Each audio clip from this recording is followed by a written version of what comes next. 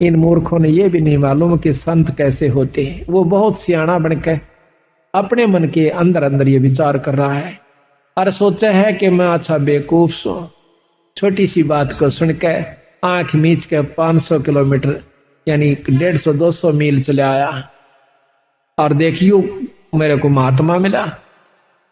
अपने अंतःकरण को कोस रहा है, अपनी आत्मा को कसोट रहा है कि मैं महामूर्ख हूं, किसे होके कहने से और सच मान के इतनी दूर धक्के खाने आ गया। मेरे आज खूब खोटे लगे। अब बंदी छोड़ तो अंतर्यामी थे, उन्हें पहले पता था कि इसके मन में क्या धारणा आली, तो सभी वहां पर जो बैठे मौजूद भगत जन थे उनको सबको भेज दिया किसी ना किसी कार्यवश, और आपको अपने आप को कहने लगे कि मेरे लिए एक बाल्टी पानी की रख जाओ, मैं स्नान करूंगा। तो भगत जी ने वहां के जो सेवक थे एक बाल्टी पानी की रख गए और महाराज स्नान करने लगे अपना धोती बांध के। स्नान जब कर लिया तो स्नान करने के बावजूद जो सूखी धोती थी दूसरी धोती बदली, तो महाराज जी ने एक उंगली का ऐसे दूर कर ली, हाथ से न्यू कर लिया। ऐसा महसूस हो रहा कि जैसे इसका कोई चोट लगी हुई है। राम राय वहां पर बैठा था, उसको कहने लगा भाई राम राय। प्रथम तो महाराज ने नाम भी नहीं पूछा था उसका कि तेरा क्या नाम है, और उनका स्वाभाविक नाम ले दिया कि राम राय, एक बार आना भाई, मेरे हाथ का चोट लगी हुई है और मेरी यह धोती बांध दे। धोती के ऊपर एक और धोती का हिस्सा जिसको अड़बंद कहते हैं रोहतक की भाषा में, हरियाणा की यानी ये 3-4 जिला में तो ये अड़बंद कैसे, यानी धोती के ऊपर का जैसे समझ लो एक अलग से कपड़ा बांध ले, लेकिन वो कपड़े का ही एक हिस्सा मजबूतीकरण की खातिर बेल्ट की तरह बांधा जाता है। तो वो कहने लगा इस मेरे अड़बंद को आप अपने हाथ से बांध दीजिए, मेरा हाथ काम नहीं करता। अब वो उठ करके और धोती का ऐसे कपड़ा बांध रहा है, तो वह धोती महाराज के शरीर के अंदर से निकलकर और उस धोती के हिस्से का गांठ लग जाती है। अब राम राय ने सोचा कदे तेरे धोखा लग गया हो, फट खोली दोबारा, और सतगुरु ने मुंह एक तरफ कर लिया कि जानू देख ही नहीं रहे हो। तो उसने फिर जल्दी से दोबारा फिर बांधा, फिर इसी प्रकार गांठ लगाने लगा। गांठ बंदी छोड़ गरीबदास जी के शरीर में आकर पार हो गया धोती, और धोती का गांठ लग गई। तीसरी बार फिर किया, तीसरी बार कर लिया जो बंदी छोड़ कहते हैं राम राय, अरे मैं तो एक साधारण सा व्यक्ति हूं भाई, हम तो एक छोटे से जमींदार व्यक्ति हैं और आप पे यह गांठ नहीं लागी रहे, की बात होगी। अब राम राय एकदम सहम जाता है, अको तेरे की, ये तो पूर्ण परमात्मा है, ये तो सिद्ध पुरुष है, चरणों में गिर जाते हैं।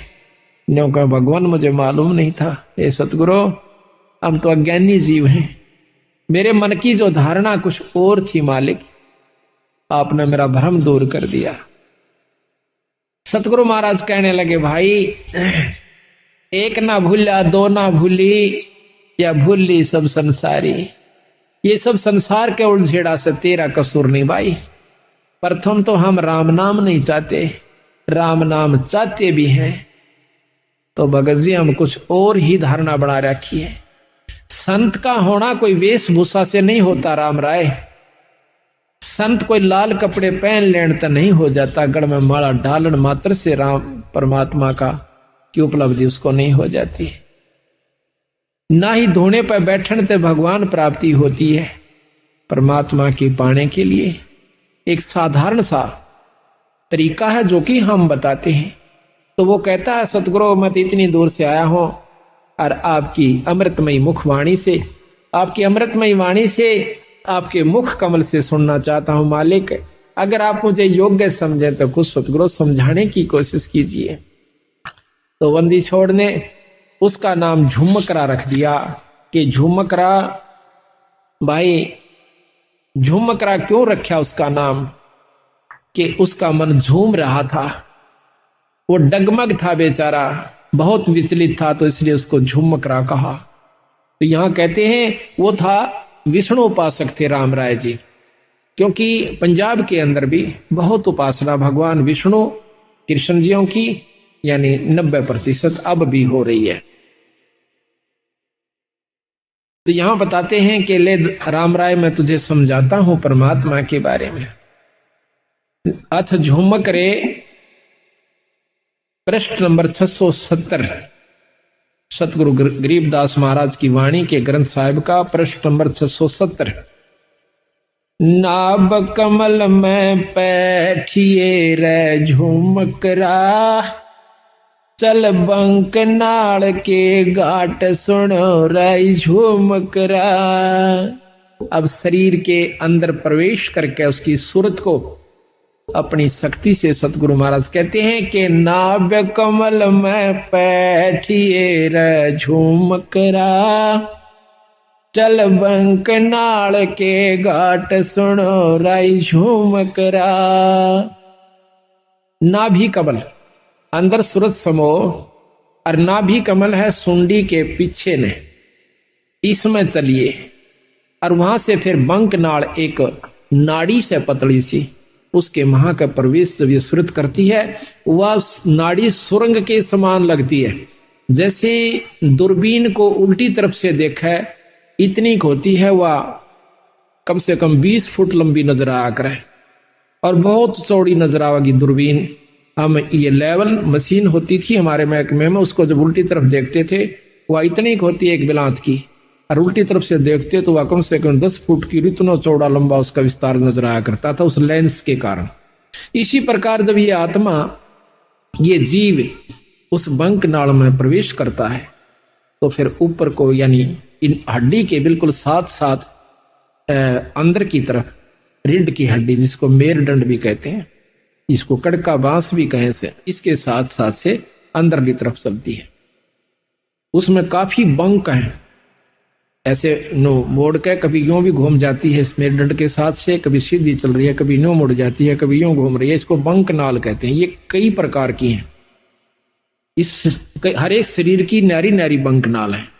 सूक्ष्म शरीर भी है, स्थूल शरीर की न्यारी है, सूक्ष्म शरीर की बंक नाल अलग है, कारण की अलग है, और फिर इस बंक नाल के पार जीव ने जाना हो से। नाभि कमल में बैठिए रे झुमकरा, चल बंक नाल के घाट सुनो राई झुमकरा। इला पिंगला फेरिए रे झुमकरा, उतरो ओगट घाट सुनो राई झुमकरा। इला इला नाड़ी है बाई और पिंगला है दाई।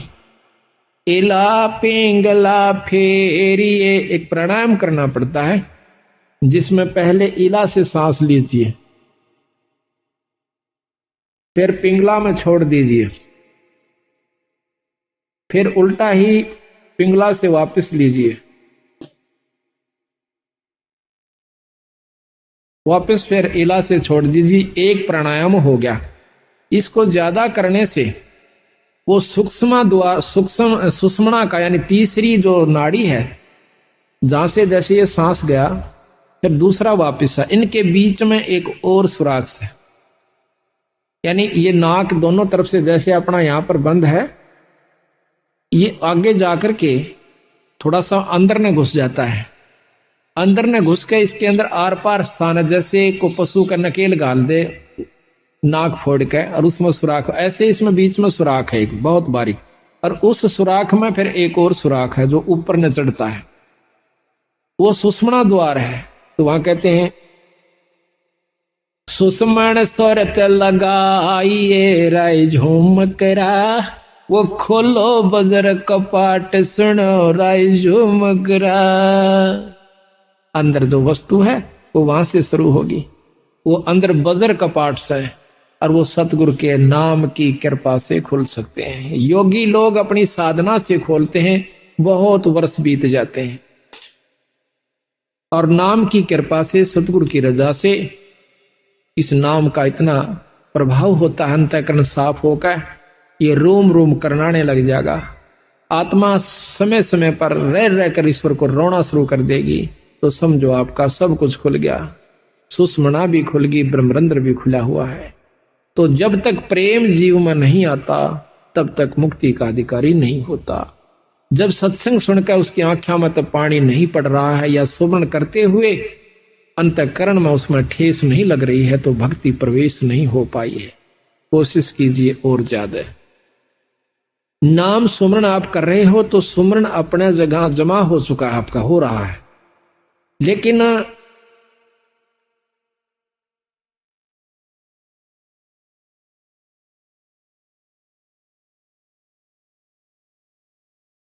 अभी कमजोरी फिर होगी। उसका एक और तरीका, फिर सेवा कीजिए। आप सेवा करके देखियो किसी धाम पर अपने बंदी छोड़ के पर अपनी सत्संग में हाथ से सेवा करके देखना। और हो सके तो बर्तन तक साफ कीजिए, हो सके तो जूते तक भी साफ कीजिए, फिर देखना आपका सब कुछ खुल जाएगा। पर ये काम नहीं हो, ये होगा जो बात बनेगी। हम एक बार दिल्ली गए हुए थे, अभी 5-6 महीने हुए, फोटोओं के सिलसिले में एक गुरुद्वारे में चले गए। हमने ये चंवर लेना था। उस गुरुद्वारे जब हम जाते हैं तो हमारे जूते निकलवाए कि जूते निकाल दो। जूते निकाल करके टोकन दे दिया और एक ने जूते लिए हाथ में। प्रथम तो उसने साफ किए, माथे से लगाए, फिर दूसरे को दे दिए कि वहां रख दिए। फिर उसने अपने रुमाल से जो लाया हुआ था साथ उससे साफ किए।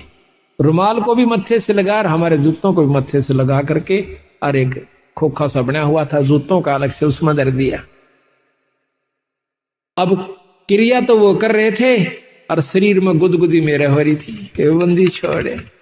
ऐसा भाव जब हो जावे तो फिर बाकी कुछ नहीं रहता और सही नाम मिल जावे। तो इतना ये सब व्यवस्था बनाने के लिए इस सत्संग की आवश्यकता पड़ती है, ऐसे समागमों की आवश्यकता पड़ती है। अभी तक हमने क्या देखा है कि हम कभी सत्संग में जाते नहीं, जाते हैं तो सिर्फ एक मुश्किल से अपना फॉर्मेलिटी सी करके चले आते हैं। लाभ तो उसका भी है, ऐसा नहीं है, लेकिन वही बात आओ, जितना गुड़ गिरेगा उतना मीठा होगा। यही कारण से थोड़ा सा हिम्मत करो, क्योंकि सबसे बड़ा हमारा अभिमान अहंकार राक्षस है। जब हमने मत्था टेक दिया, जब हमने लंबी डंडौत ही कर दी, फिर कसर कौन सी राख ली? उसके बावजूद फिर अकड़ काहे की? जब सर्व सौंप दिया तो फिर अकड़ नहीं। इसको करके देखो कभी तो कितना आनंद आता है। आप सत्कर मान लियो, मुझे तो आप मतलब समय नहीं देते, मैं अब भी आपके जूते साफ कर दूं, ठाकर दर दूं, मुझे कोई न, ये एक मात्र भी ये नहीं है कि मैं बहुत बड़ी पर उस पर पहुंच चुका हूं ना। ये जीव जब तक इस सृष्टि में है वो कुछ भी नहीं है। यहां से निकल ले जब जानिए तो हमारे अंदर ये बात कभी भी घर नहीं कर दी कि मैं संत हो रहा हूं और मेरे सैकड़ों हजारों से सो गए, मैं बहुत बड़ा बन गया। कुछ भी नहीं हूं, जीव का जीव हूं। अगर ये यहां से छुटकारा नहीं हुआ, अगर आखिर में भी पैर उलझ गया तो भी ज्यों का त्यों है, चक्कर फिर लंबा चौड़ा से। महाराज की कहते हैं कबीर, मन के मते ना चालिए, इस मन का के विश्वास, और साधु जब लग डर कर, जब लग पिंजड़ सांस। जब तक तेरे शरीर में सांस है ना तब तक बिरा रहना सावधान है। अड़ब बड़े बड़े बिगड़ गए। ऐसे ऐसे ऋषियों का प्रमाण मिलता है, पाराशर जैसे, श्रृंगी ऋषि जैसे, जो सारा दिन में एक बार वृक्ष की छाल का जीभ लगाया करती थी और उससे उनकी भोजन तृप्ति हो जाया करती थी। ऐसी साधना उन्होंने एक खेचरी मुद्रा से कर ली जाती है। अब कबीर गरीबदास जी ने में बताया कि देख भाइयों के रोला से एक खेचरी मुद्रा होती है, उसको जीभ अपनी उठाकर और वापस लगाई जाती है तालू के ऊपर। इसका अभ्यास कर लीजिए आप लगातार, आपके शरीर में एक अमृत श्रवण हो जाएगा, अमृत टपकना शुरू हो जाएगा।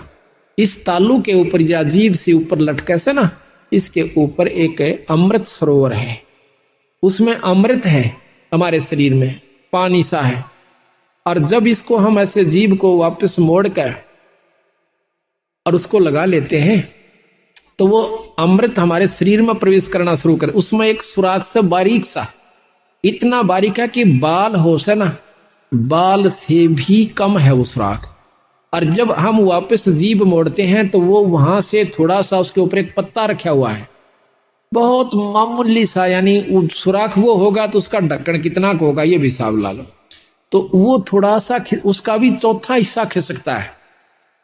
उस बाढ़ से भी कमजोर स्थान पर दूरबीन भी मुश्किल से देख पाओ सुराख को, और फिर उसके ऊपर से वो थोड़ा सा खिसक जाता है ऐसा करने से, ये अभ्यास से, तो उसमें से वो थोड़ा सा अमृत आ जाता है, तो भूख प्यास खत्म हो जाती है।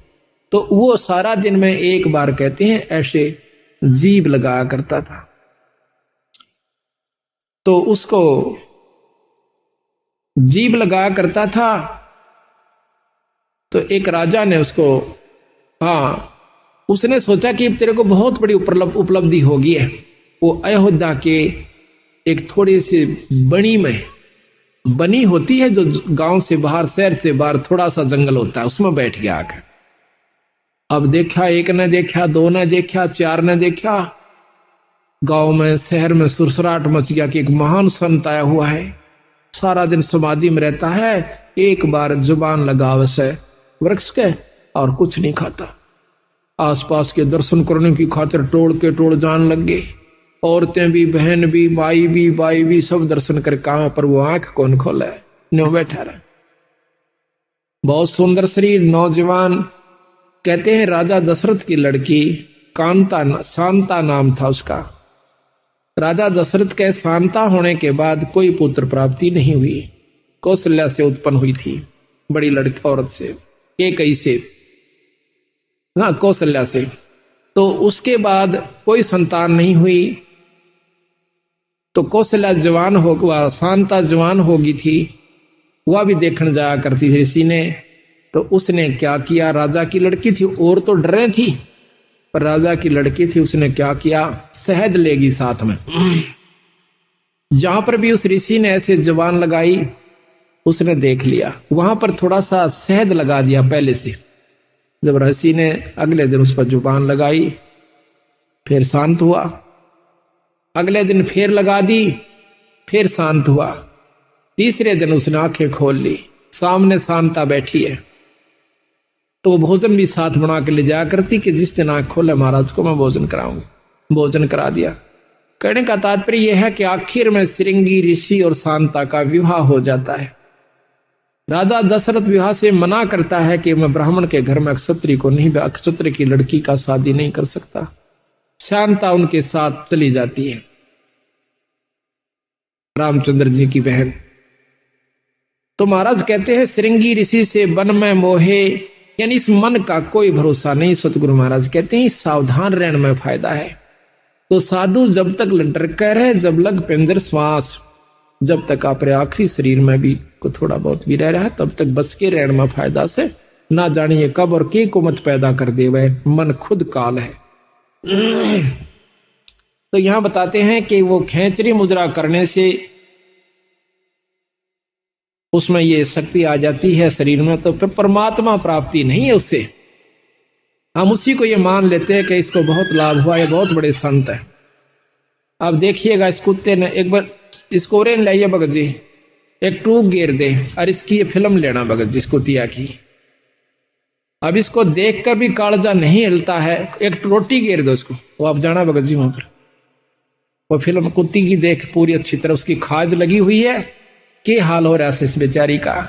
और ये भी कभी मनुष्य शरीर में थी, ये कभी प्राणी भी होगी, पटरानी भी होगी, आम औरत भी रही होगी, मनुष्य भी रही होगी।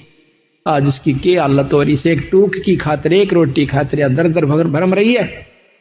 और हम अब भी आंख नहीं खोलते, इतना ज्ञान हुए पाछे भी, तो भाई बहुत कमजोरी में सो आप। तो महाराज कहते हैं सुषमण सोरत लगाइए राय झूमकरा, वो खोलो बजर कपाट सुनो राय झूमकरा, काया नगरी जद बस राय झूमकरा, जद घर आवे आठ सुनो राय झूमकरा। ये काया नगरी जब बसेगी, जब भगवान भजन के काबिल होएगी, जब इसमें सील, संतोष, विवेक, अक्षमा, भाव, भक्ति, नम्रता, दया, ये 8 प्रकार की व्यवस्था उत्पन्न हो जाएगी, अहंकार खत्म हो जाएगा। काया नगरी जद बसै राई झूमकरा, जद घर आवे आठ सुनो राई झूमकरा, द्वादश बांध लगाइए राई झूमकरा, नक सरवर पे ध्यान सुनो राई झूमकरा, शंख पदम उजियार है रे झूमकरा, जा कोट कलास सिभान सुनो राई झूमकरा। फिर उस ईश्वरीय शक्ति का आप दर्शन कीजिए। जा दोना मरुआ फूल है राई झूमकरा, अक्षय वृक्ष स्थान सुनो राई झूमकरा, राय चमेली केवड़ार झूमकरा, सूरजमुखे शोभान सुनो राई झूमकरा, सुरत नरत दो अंसणी रे झूमकरा, मान सरोवर नाम सुनो रे झूमकरा। के अंदर जब आप जाओगे, अंदर ईश्वरीय शक्ति के आपको झलक होना शुरू होगी। अब कोई तो शुरू में ही प्रकाश नजर आता है, कोई भी इष्ट है, कोई भी देव है, उसका प्रकाश होता है। योगी जन या साधक जन, भगत जन, एक बार थोड़ी सी ऊपर झलक हो जाती है किसी प्रकाश की, किसी इष्ट की, तो वो सोच लेता है कि मैंने बहुत कुछ प्राप्ति होगी। तो कहते नहीं, अभी तो बहुत ऊपर जाना है। जैसे 0 के बल्लभ का भी प्रकाश होता है और 60 के बल्लभ का भी प्रकाश होता है, 100 का भी, मरकरी का भी, 1000 वाट के का भी, पर उसमें अंतर होता है। इसी प्रकार हर इष्ट में, हर परमात्मा में ब्रह्म, पार ब्रह्म, पूर्ण ब्रह्म, इनमें सब मंत्र बताया सतगुरु महाराज ने कि जब तक आप पूर्ण ब्रह्म से नहीं आपका संपर्क होगा, वो भक्ति नहीं मिलेगी, तब तक आप मुक्त नहीं हो सकते। लेकिन अभी तक जो ये झलक दे रहे हैं, जो झुमकरा को, राम राय को ज्ञान था 3 लोक की भक्ति का, वही बता रहे हैं। अनभय मालन ओ तेरी रे झुमकरा, फूलन सेज बिछाई सुनो राई झुमकरा, छतर सिंहासन श्वेत है रे झूमकरा, पलकों चौरा डुराई सुनो राई झूमकरा, अरस देवंगना गाँव ही रे झूमकरा, अनहद सबद घमोड़ सुनो रे झूमकरा, बिन पग का जा पंथ है रे झूमकरा, मकर तार की डोर सुनो राई झूमकरा, और कहूँ कुछ और है रे झूमकरा, बिन देही का देव सुनो रे झूमकरा, स्वर्ग रसातल में बसे रे झूमकरा, जाके कर ले सेव सुनो राई झूमकरा, 3 चरण चंता हमणी राई झूमकरा, गर्दन गरीब मरोर सुनो राई झूमकरा। इस प्रकार सतगुरु महाराज उनको बता रहे हैं कि भाई इस प्रकार आप अंतःकरण में जा, अपने अंदर में, शरीर में प्रवेश कीजिए, फिर उस ईश्वर का, ईश्वरीय शक्ति का आप लाभ लीजिए। अगर जब तक आप ये लाभ नहीं पाओगे, तब तक ये ऊपर की बातें तय पूर्ण लाभ प्राप्ति नहीं होगा। केवल पाठ मात्र से भी लाभ नहीं है, केवल आपको धाम पर जाने से भी लाभ नहीं होगा, केवल सत्संग मात्र कराते रहने से ही लाभ नहीं होगा, जब तक आप अपने अंतःकरण में झांक कर नहीं देखोगे। लेकिन इन सारा के बिना ये काम नहीं हो सकता। ये कार्य सारे जरूरी हैं। खेत को पहले संवारा जावा से, उसको संवार करके फिर बीज बोया जाता है। बीज बोने के बाद भी उसकी बहुत संभाल करनी पड़ती है, जब जाकर के हम उसकी पूरी परिपक्व फसल ले सकते हैं। इसी प्रकार परमात्मा के नाम पर लगने से पहले सत्संग की आवश्यकता होती है। नाम लेने के बावजूद सेवा, सत्संग और दान धर्म की पूरी आवश्यकता पड़ती है। साधुओं की सेवा, संतों की सेवा, सत्संग की सेवा, ये भी साथ चलेगी। जिस प्रकार खेत में बीज बोए पाछे उसमें खाद, पानी, रखवाली, सारी चीज की आवश्यकता पड़ती है। ठीक इसी प्रकार नाम ले लेने मात्र से कोई न सोचे कि ईब में अपने आराम से घर बैठ कर ही भक्ति कर सकते हो, घर बैठ करके। पर आज के युग में इतना सुलभ नहीं है कि आप घर बैठ करके ही इन बुराइयों से बचे रह सकते हो। ये तो बार बार जैसे कितना ही सुथरा मकान हो और सारे के चिप्स ला रखी हो, उसको आप बंद कर दीजिए, एक हफ्ते के बाद खोलिए, उस पर दो दो सूत उस पर धूल जमी मिलेगी। जबकि खूब बंद कर दिए खिड़कियों को, दरवाजों को, फिर भी उसके ऊपर डस्ट यानी धूल जमी पाओगी। मेज पर देखना कपड़ा मार के एक हफ्ते के बाद। इसी प्रकार अगर आप सत्संग में नहीं आओगे तो आपके अंतःकरण में इतना मैल जमा हो जाएगा और एक समय ऐसा होगा कि आपको सुमरण और सत्संग कड़वा लगने लग जाएगा। आज आपने प्यारा लगे पर उस समय ये आपको सुहावा नहीं गा।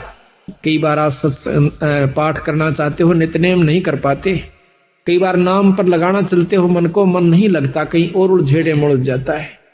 कोशिश करने से भी नहीं लगता, उस दिन आनंद नहीं आता आपको। कारण क्या है कि आपके अंतःकरण में कोई मैल आ गया, किसी कारण से भी, किसी की द्वेषता का, किसी प्रिय मित्र की और कोई अप्रिय घटना का कोई भी विक्षेप आ चुका है, जिसके कारण आपको वो प्रिय वस्तु आज फिर अप्रिय होगी। तो इसी प्रकार सत्संग में आने से जानकारी होती है कि ये कोई काहू का है नहीं, झूठा संगी साथ या कोई किसी का नहीं। कबीरा चंता तो सतनाम की और ना चंता दास, और जय कोई चंता नाम बिना वह काल की फांस। ये काल की पास है, काल इसको फंसा के रखने की खातिर उसके मन में सो विक्षेप, क्रोध, अहंकार या कोई चिंता फिक्र बनाए रखे कि कहीं ये भक्ति भाव में ना लग जाए। तो उस दिन और ज्यादा भक्ति करे, परमात्मा का नाम लेवे, कोई किताब धार्मिक पढ़ लेवे, अपने गुरु से मिलन की कोशिश करे, संत से मिलन की कोशिश करे, आसपास कोई सत्संग हो तो उसमें जाने की कोशिश करे, ताकि आपके मन का जो अंतःकरण के अंदर जो विकार आया हुआ है वो ठीक हो जाए। घर में नहीं ठीक हो सकता, या तो सुमरण अधिक करे, ना चाहते हुए भी करे उस सुमरण को, उस दिन फिर आप ठीक हो जाओगे। इसी प्रकार सत्संग की आवश्यकता पड़ती है। तो ये बहुत लंबा प्रकरण कबीर साहब ने दिया है, गरीबदास जी ने दिया है, उनके बारे में जो मकरा को बताया है। इन्होंने ऊपर बताया कि इससे ऊपर एक और शक्ति है भाई, वो क्या है? ब्रह्मा विष्णु महेश से, क्योंकि वो खुद भी विष्णु उपासक थे राम राय जी। सकल भेद तो से कहूं रे जो मकरा, सुनियो शब्द संदेश सुनो राजो मकरा। अब ये योगियों का मार्ग तेरे बस का कोना भाई राम राय। ये ना तो आप ऐसा साधन अपना सकते, ना इतना समय आपको मिल सकता। अब बताता हूं सही भेद।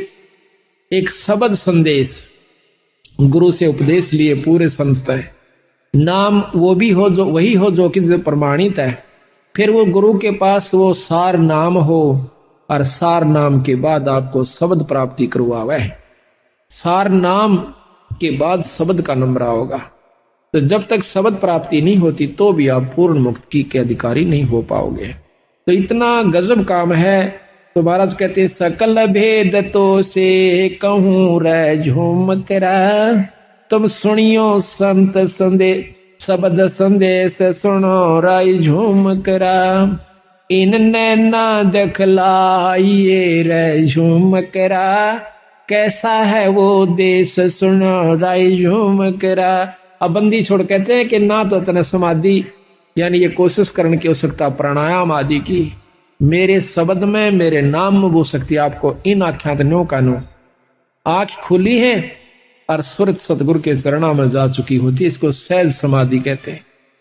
ये मेरे नाम में शक्ति है, मेरे शब्द में शक्ति है। सकल भेद तो से कहूं राय झूमकरा, सुनियो शब्द संदेश सुनो राय झूमकरा। इन नैना दिखलाइए रे झूमकरा, कैसा है वो देश सुनो रे झूमकरा। पल नीचे पल ऊह परे रे झूमकरा, तामद नरक निहार सुनो राय झूमकरा। अजर नजर आवे नहीं रे झूमकरा, खिले अदर अदार सुनो राय झूमकरा। दैने बामे आंगणे रे झूमकरा, स्वर्ग रसातल बहन सुनो रे झूमकरा। तेरे कुटी छाजे बैठ कर झूमकरा, वो देखो राम रतन सुनो रे झूमकरा। तिरकुटी छाजे, उस तिरकुटी का अंदर पहुंच के और फिर उस राम रतन को देखो, ईश्वरीय शक्ति को देखो। सनकादिक नारद रटे रे झूमकरा, ये रट ब्रह्मा विष्णु महेश सुनो रे झूमकरा। अब अपने उसको बताते हैं सतपुरुष को कि जिसको ब्रह्मा विष्णु महेश भी जिसका नाम जपते हैं, उस शक्ति को, उससे संपर्क बना भाई। सहस फुना मुख गावई रे झूमकरा, ये ध्यान धरत है शेष सुनो रे झूमकरा। नैन रख रे झूमकरा, ये बगल बिदा को देख सुनो रे झूमकरा। नैनो ही में नैन रख रहे झूमकरा, नैनों में अपने सुरत के नैन को अंदर जो अंतःकरण के नैन से मिला। दास गरीब अतोल है रे झूमकरा, अवगत पुरुष अलेख सुनो रे झूमकरा। वो पूर्ण ब्रह्म परमात्मा सतपुरुष सतलोक के अंदर है और उससे आप संपर्क करो। ऊपर क्या क्या चीज बताई महाराज ने कि सतलोक में क्या है। अदर सरोवर अदर हंस रे झूमकरा, अदर नदी परवाह सुनो रे झूमकरा। अदर नान स्नान है रे झूमकरा, अदर मछ मन राह सुनो रे झूमकरा। अदर बाग बेले बने रे झूमकरा, अदर फूल गुंजार सुनो रे झूमकरा। अदर समाधि लाइए रे झूमकरा, अदर देख दीदार सुनो। और ऊपर समाधि लाइए फिर आपको क्या क्या चीज दिखाई देंगी। अदर राग रंग होते है रे झूमकरा, अदर रास बिलास सुनो रे झूमकरा। अदर सरा साहेब धनी रे झूमकरा, अदर चौर खैवास सुनो रे झूमकरा। अदर नगर अवगत बस रे झूमकरा, अदर वृक्ष विस्तार सुनो रे झूमकरा। अदर सुराही फिरत है रे झूमकरा, अदर होवे जोनार सुनो रे झूमकरा। अदर पाक प्याले फिरे रे झूमकरा, अदर बसे मतवार सुनो रे झूमकरा। अदर बीज भूमि अदर रे झूमकरा, अदर तमाम जुहार सुनो रे झूमकरा। अदर गलीचे बेच रहे रे झूमकरा, अदर मुजरा हो सुनो रे झूमकरा।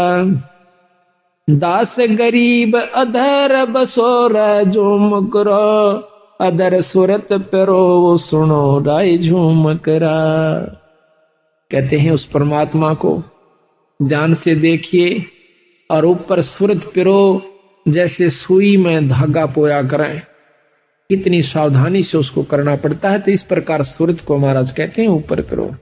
तो जब उस राम राय की, बहुत लंबा प्रकरण से, आध पौन घंटे का मार्ग, बहुत न्यारे न्यारे विस्तार से सतगुरु महाराज ने इसमें दे रखा है। हर चीज के हर पहलू के ऊपर उसको बताया। फिर वो प्रश्न करता है कि महाराज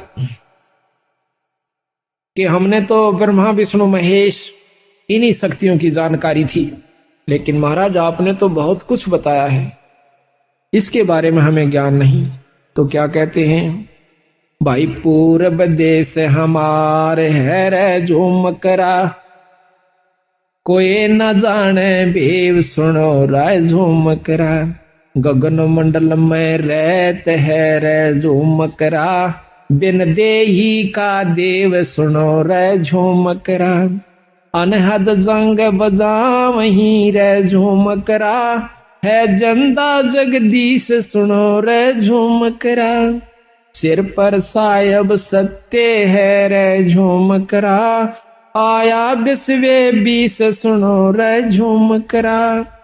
इस प्रकार महाराज ने बताया है कि वो परमात्मा सतपुरुष उस सतलोक में रहता है जिसके पढ़ने से जीव की, जिसको पाने से जीव की पूर्ण मुक्ति होती है। फिर उसने पूछा है राम राय ने कि महाराज भगवान विष्णु और भगवान शंकर, ब्रह्मा जी, माता जी, ये भी परम शक्तियां हैं। उन्होंने बताया कि हाँ शक्तियां हैं, पर भाई ये तीन लोक की परम शक्तियां हैं, ये तीन लोक के मालिक हैं, तीन लोक के अंदर ये पूर्ण समर्थ है। पर तीन लोक की जो व्यवस्था है इस ब्रह्मांड की वो सुन लीजिए। अपने किए हुए कर्म का जीव भोग भोगता ही रहेगा, जन्म मरण भी होता रहेगा, आपकी मुक्ति नहीं हो सकती। तो राम राय कह नहीं महाराज, मुक्ति तो चौथी मुक्ति, चार मुक्ति हो जाती है। तो चारों मुक्तियों का वर्णन करते हुए बंदी छोड़ कहते हैं कि चौथी मुक्ति के योगी जन कहां जाते हैं? परम चौथी मुक्ति है, वो ब्रह्मलोक में चले जाते हैं। और आप पढ़ के देखिए, इसमें शक्ति पुराण में साफ लिखा हुआ है। और सुख सागर है एक बहुत अच्छे संत के द्वारा रचित, उसने लिखा है कि जो योगी जन बहुत अच्छी समाधिस्थ होकर के और बहुत अच्छी साधना कर लेते हैं वो ब्रह्मलीन हो जाते हैं। ब्रह्मलीन कैसे होते हैं? ब्रह्मलोक को चले जाते हैं, जो निरंजन का लोक है, जिसको महास्वर्ग कहते हैं। उसमें अपनी की हुई कमाई को खाए के कोई 10 लाख वर्ष, कोई कई युगों तक, और चौथी युग मुक्ति ऐसे होती है जब तक ये महाप्रलय नहीं होती तब तक वो स्वर्ग में रहेगी वो जीवात्मा। और जब उसकी यह चौथी मुक्ति खत्म हो जाएगी वो फिर जीव रूप के अंदर इस मृत मंडल में ऐसे ही चक्र काटेगा जिस प्रकार आज हम काट रहे हैं। तो राम राय कहने लगे महाराज इसका कोई समाधान नहीं है कि ये जीव मुक्त हो जा। है भाई, पर वह कड़वी दवाई है, तुम ले नहीं सकते। है आसान पर कड़वी दवाई है। कड़वी क्यों महाराज?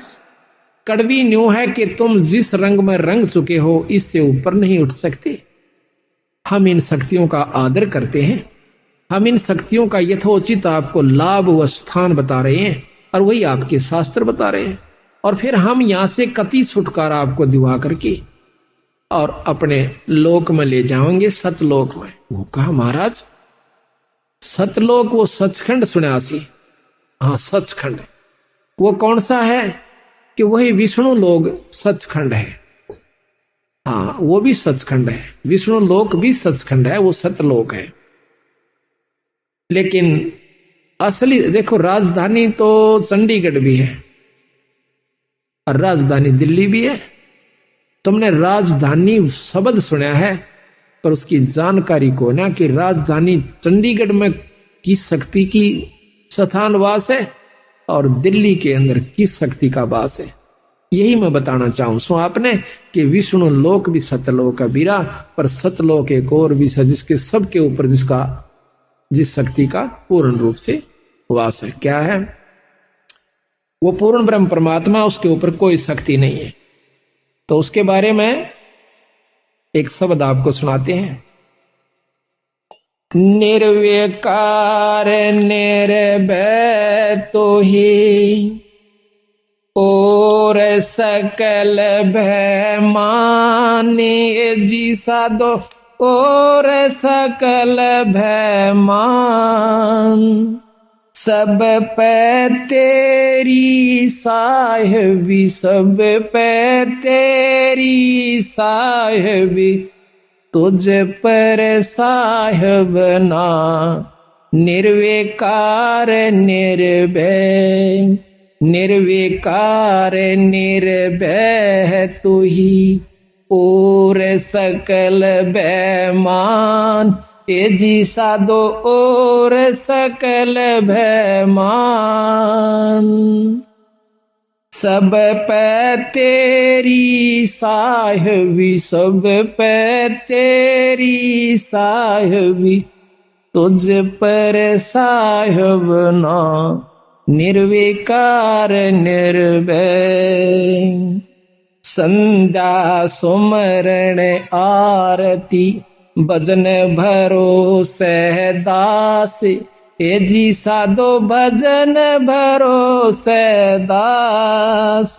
मनसा वाचा कर्मणा, मनसा वाचा कर्मणा, जब लग घट में सांस। निर्विकार निर्भय, निर्विकार निर्भय तू ही और सकल बेमान।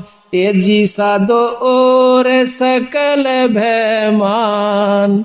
सब पे तेरी साहिबी, सब पे तेरी, तुझे पर साहिब ना। निर्विकार निर्भय, सांस सांस में नाम जपो, व्यर्था सांस मत खो। ये जी साधो व्यर्था सांस मत खो।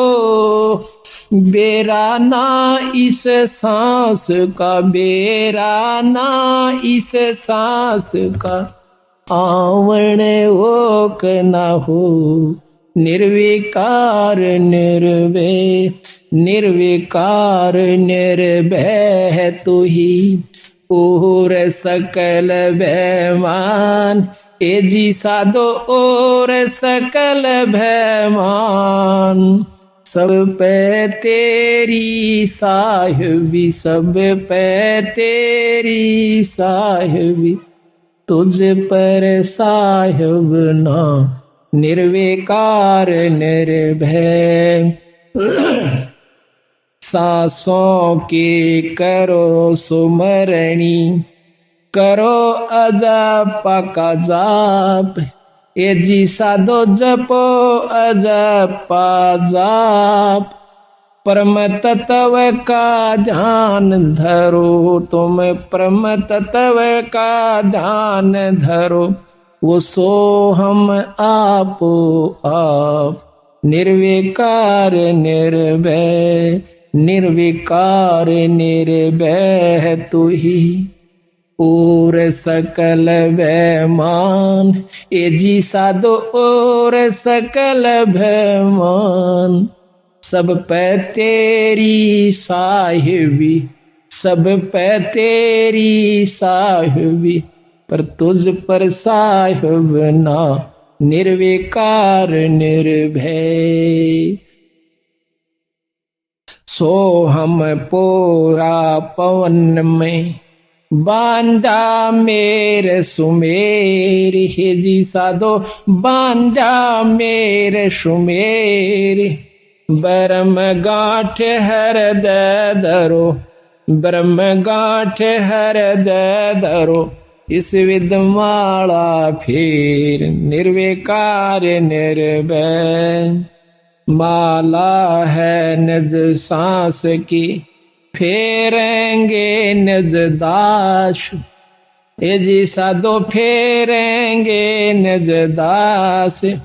84 बर में नहीं, 84 बर में नहीं, कटे कर्म की फांस। निर्विकार निर्भय, निर्विकार निर्भय तू ही और सकल बेमान। ए जी साधो और सकल बेमान। सब पर तेरी साहिबी, सब पर तेरी साहिबी, पर तुझ पर साहिब ना। निर्विकार निर्भय, अंसा सतगुरु मोहे निवाजियो। दीजो अंबर बोदे, ए जी साधो दीजो अंबर बोदे। शीतल शब्द कबीर का, शीतल शब्द कबीर का यू हंसा करे कैलोल। निर्विकार निर्भय, अंसा मत डरियो हो काल से। अबंदी छोड़ कहते हैं अनसा मत डरियो काल से, करो मेरी प्रतीत, ए जी साधो करो मेरी प्रतीत। अमर लोक पहुँचाहियो, अमर लोक पहुँचाहियो, चले सो भव जल जीत। निर्विकार निर्भय, निर्विकार निर्भय तू ही और सकल भयमान।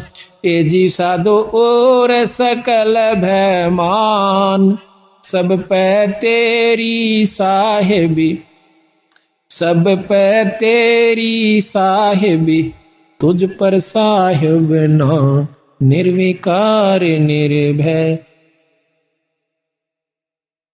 भवजल में बहु काग है, कोए कोए हंस हमार।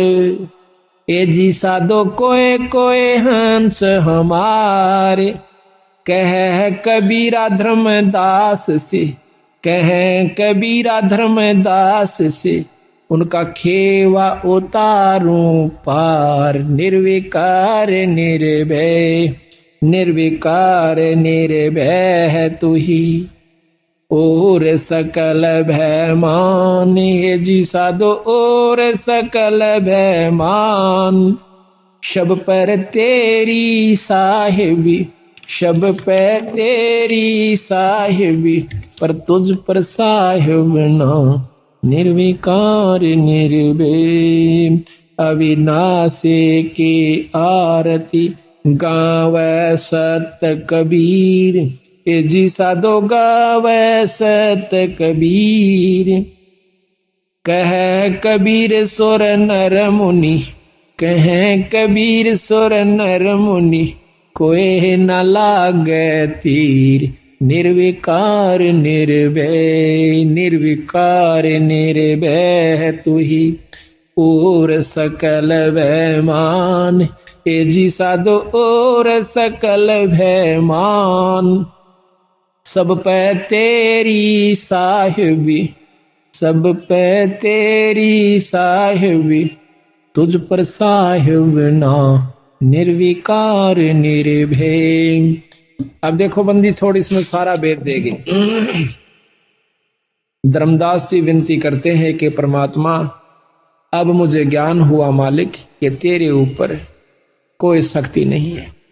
पहले वो राम कृष्ण के उपासक थे और वृंदावन के अंदर गए हुए थे। उसका एक बहुत बड़ा विवरण है, उसको हम कल लेवेंगे, बहुत ढंग से आपको समझाएंगे किस प्रकार उन्होंने भ्रम को तोड़ा और फिर कितनी लगन उस पूर्ण ब्रह्म लागी जब उसकी मुक्ति हुई। धर्मदास को बता, धर्मदास तेरे असंख्यों जन्म हो लिए भाई, ईबताएं तो मुक्ति तेरी को न ली से, और बिरना कितने बार तो सिद्ध पुरुष भी रह लिया, पर भाई जब तक हमारी शरण में आ जाएगा नहीं आएगा तब तक तुम पार नहीं हो सकते।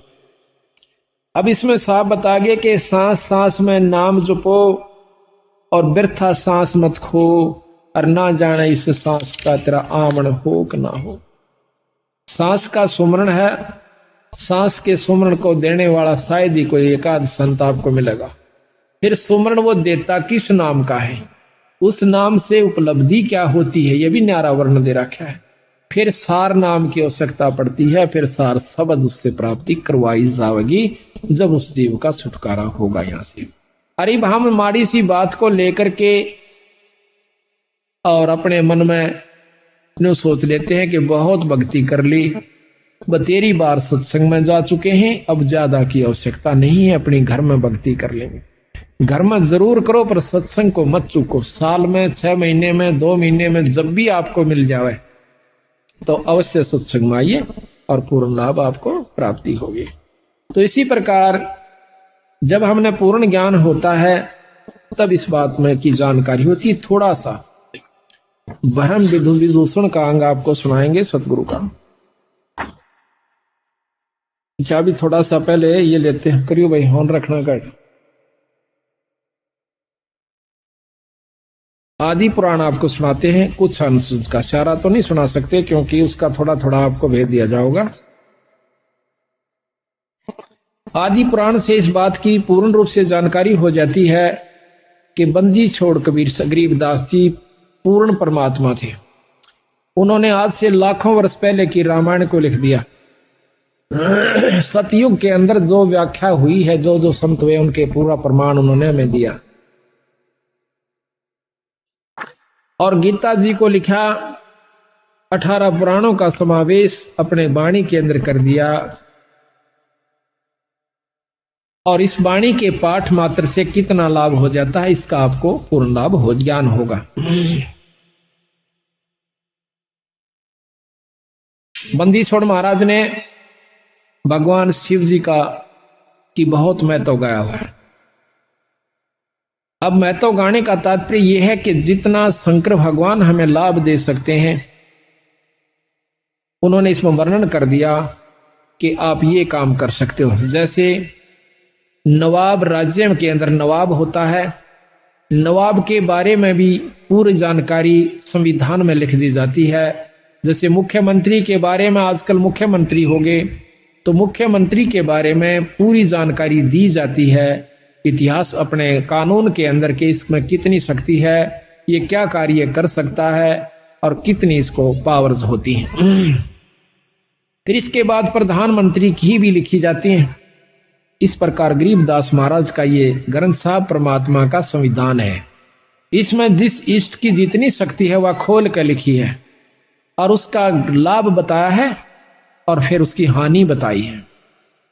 तो यहां पर आपको आदि पुराण के अंदर बंदी छोड़ की वाणी का थोड़ा सा देंगे झलक।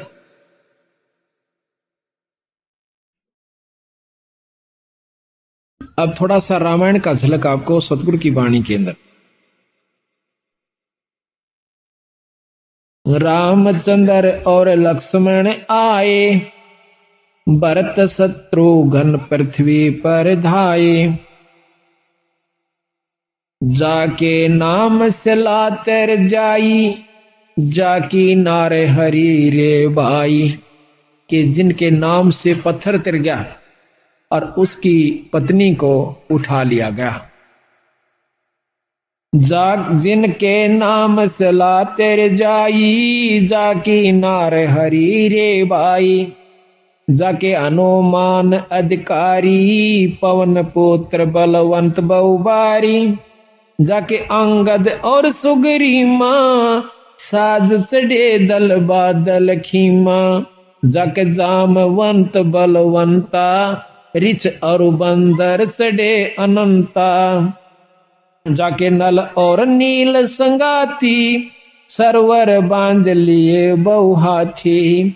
जा दिन अंगद सला फेराई, रावण दूत सभी थे भाई। जिस दिन अंगद ने अपने पैर रख दिया, उस दिन ने कहे वो रावण के निरे दूत थे। शिला के ऊपर पत्थर पैर रख दिया कि मेरे पैर न घुमा दो, तुम ज्यादा योद्धा हो। तो कहते हैं कि रावण के वो सभी दूत वहां पर थे, उनसे अंगद का पैर नहीं हिला। एक दूत टरा नहीं टारा, रावण गर्भ की आसो हारा। अब गर्भ का ऊपर फेर ले आए सतगुरु कि रावण ने अभिमान कराया था अपने बेटे और पोतों का, एक से एक बलशाली भाइयों का और सर्व सोने की लंका का। तो कहते हैं उसने गर्भ किया सो हारा। एक दूत टरा नहीं टारा, रावण गर्भ किया सो हारा। जाक पौनी हनुमंत बंका, सो तो कूदा लंक बिलंका। जिन 9 लख बाग उपारा, सो तो डारे दिया मझधारा। 9 लख बाग को पाड़ के और जंग उसमें समुद्र में फेंक दिया सारे को। ये प्रकरण उस समय का है जब हनुमान जी भगवान राम की अंगूठी को, मुद्रिका को लेकर के और सीता की खोज में जाते हैं। तो वहां पर उन्होंने सुराग मिला कि रावण उठा ले गया है शायद, तो उसके अंदर कूद जाते हैं, समुद्र पार कर जाते हैं हनुमान जी। तो सीता एक वृक्ष के नीचे बहुत मायूस हुई बैठी थी। अब वो जाकर देखा कि माता तो यहां पर बैठी हुई है। उसने ऊपर से उसी वृक्ष पर छोटा सा रूप बनाकर हनुमान जी बैठ जाते हैं, ऊपर से मुद्रिका डाल देते हैं सीता माता की गोदी में, झोली में। एकदम उस मुद्रिका को देखकर सीता सहम जाती है कि पहले तो दुख पहाड़ से भरा था और ये दुख और भारी हो गया। ऊपर देखे एक बंदर बैठा हुआ। अब एकदम भयभीत हो जाती है, घबरा जाती है कि आज पहाड़ का दुख का पहाड़ टूट चुका है कि इस बंदर ने मेरे पति को खा लिया और यह अंगूठी इसका हाथ लागी, इसको लिए फिर था, आज इसने मेरी झोली में घेर दी या मेरे ऊपर पड़ गई। हे विधाता, ये तेरा कैसा लेख है? यूं कह के पूछती है कि हे बंदर, तो ये अंगूठी लाया कहां से? एक बार जल्दी सी बता।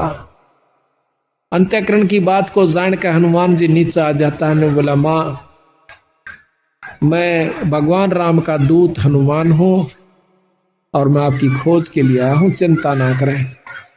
हमें मालूम नहीं था कि किसने आपको उठाया है, आज हमें जानकारी होगी है और ईब मैं जाकर भगवान को बताऊंगा, आपको छुटवा ले जाएंगे।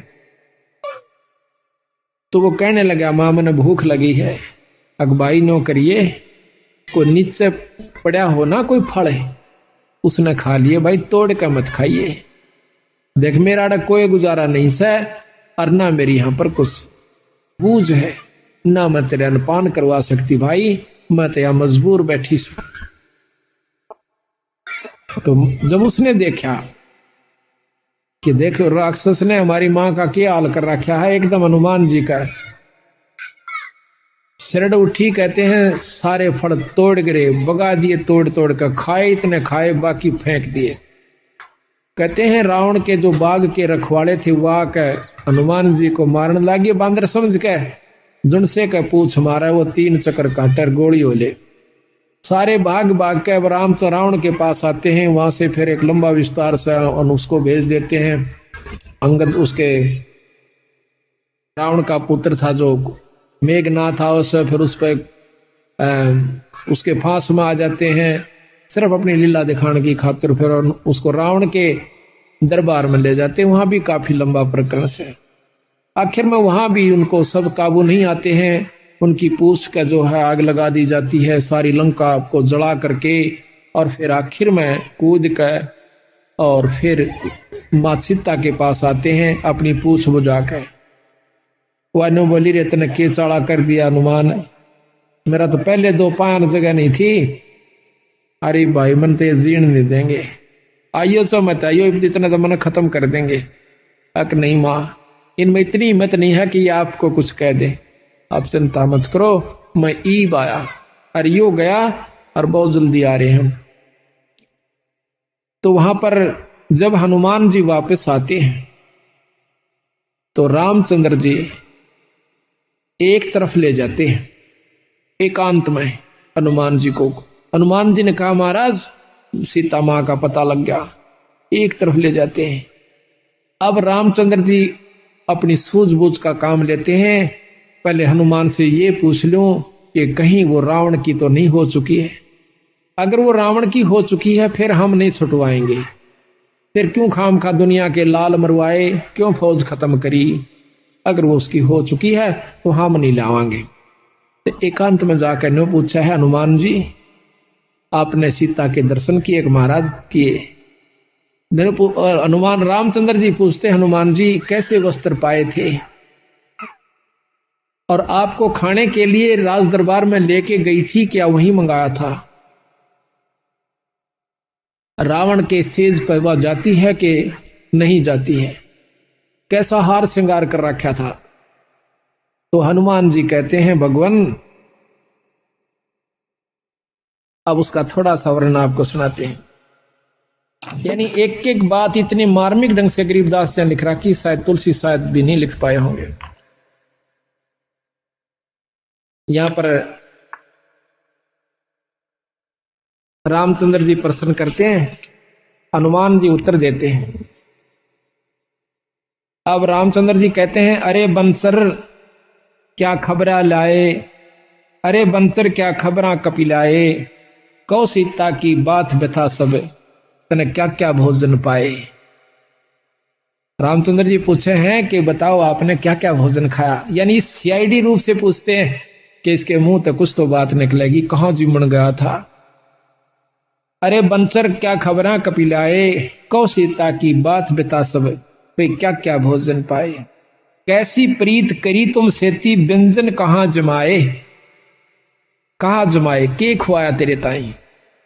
और कहो हनुमंत संत जन मेरे, तुम भूखे रहे ढाए। कैसा बदन विनोद सती का, बुझत हूं मन लाए। देखे मैं सत बाबू जो कहते तुम और